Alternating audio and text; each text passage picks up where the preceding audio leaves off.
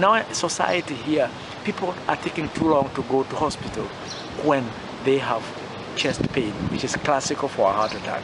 In Europe, they take less than 2 hours to get to a facility. Some take 15 minutes, some take 2, but the most would take 2 hours. In our society, little studies have shown people take even 16, 24 hours. You have a classical pain, and you know if a heart attack is not treated in some way within 6 hours, then it is likely that the heart muscle supplied by that particular vessel, because the heart has several, about like 3 big trunks.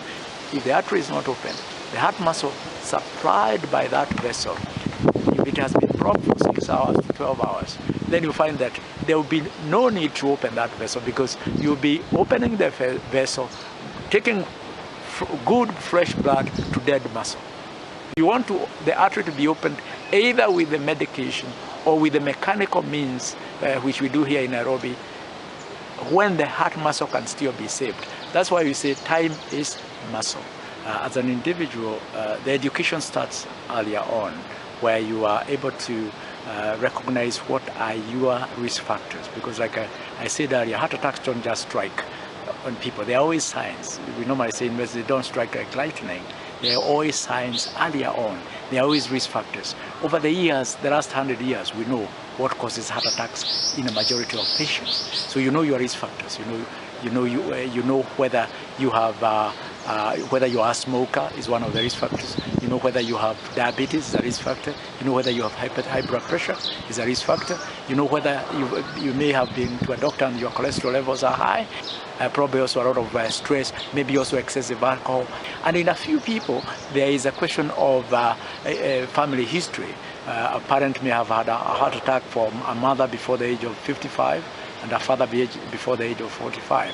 Those are all risk factors which tell you that you should be careful that you could have a heart attack when your risk for heart attack is higher than somebody else. Now, if you are under those kind of circumstances, and then you're just sitting somewhere or whatever you're doing, and you get severe chest pain in the middle, a pain that is not really localized on one side of the chest or the other, but in the middle, and it may radiate to the arm, mostly the left arm, and if it comes to the jaw as well.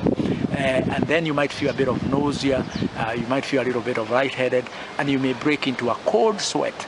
If you have personal risk factors, then you're most likely getting a heart attack. If you realize that is happening to you, and it is very important that people realize quickly, because time is muscle. The faster you go for treatment, the higher the chance that you are going to survive that heart attack, and the higher the chance that even when you survive that heart attack, you will end up with fewer complications like heart failure, rhythm problems, etc., which would limit your daily activities in future. So once you realize you have that, then the first thing is to find out, how can I get out of here to a facility that can help me? So number one is to call out for help, make a call to an ambulance where an ambulance is available, and an ambulance is like in Nairobi and in most counties now can come quickly. If there is no ambulance you can get, make sure you've got somebody who can come quickly to be able to transport you to hospital. The second thing that you should do, if you have had this constellation of risk factors, is a good idea, and you know that your risk is high, it's always a good idea to give an aspirin 300 milligrams chewable that you can chew immediately you suspect you have a heart attack. Once you've taken an aspirin, other than staying calm, because again, too much anxiety puts a lot of demand on the body. You remember, even when you are healthy and you are anxious, your heart beats fast. One of the things you don't want to do when you are having a heart attack is to have your heart beating fast, because it will be asking for more oxygen when the arteries are blocked that could provide more oxygen. So keep calm, very important. Make sure somebody is coming to take you.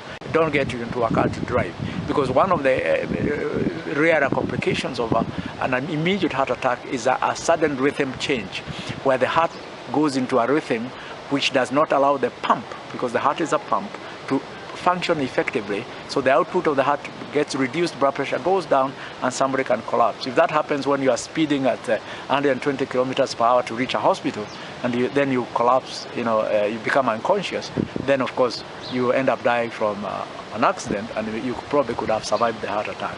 But of course, if you are feeling okay and there's no help coming, and you can probably drive with caution.